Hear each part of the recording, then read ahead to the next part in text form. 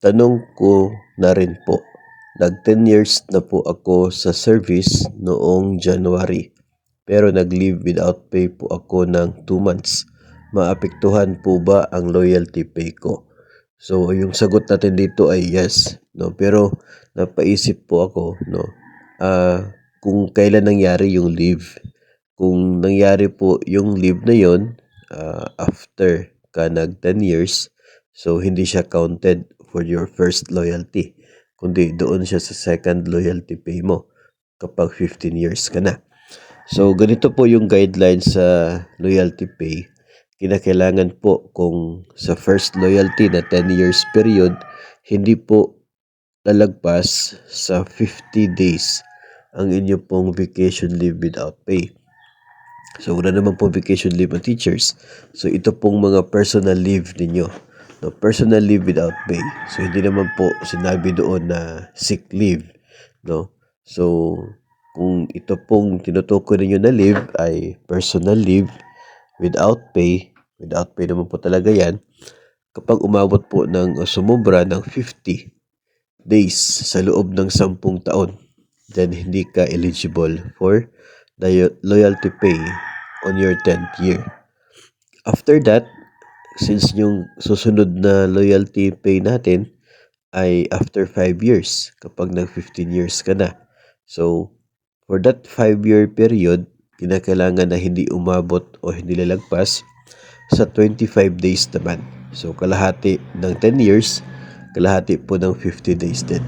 So, on your 15th year, dapat wala kang 25 days na without pay na leave, absences, para po sa last 5 years. The same is true kapag nag 20 years ka, 25 years, 30 years na loyalty pay, dapat walang higit sa 25 days na absences sa last 5 years ng serbisyo. So, kung ito pong inyo pong 2 months na leave without pay, kung ito po ay absences at nangyari siya within the span of your first 10 years, no, before January, magkakaapekto talaga siya sa loyalty pay mo. Ang mangyayari niyan ay hindi ka eligible for the loyalty pay at hindi yan ma-offset, no? So, if you're not eligible on your 10th year, hindi ka talaga eligible. So, doon ka na, yung next chance mo for loyalty pay on your 15th year, kung ma-comply mo naman yung hindi lalagpas sa 25 days na absences. So, ganyan po siya. Hindi po siya tulad ng step increment na kapag nag-maternity leave ka more than 90 days, ay mai-extend, no? Yung inyo pong supposedly effectivity ng step increment, mai-extend din na kung ilang araw yung naging leave mo, no? So, maa-avail mo pa rin yung next step. Dito po ay hindi, no?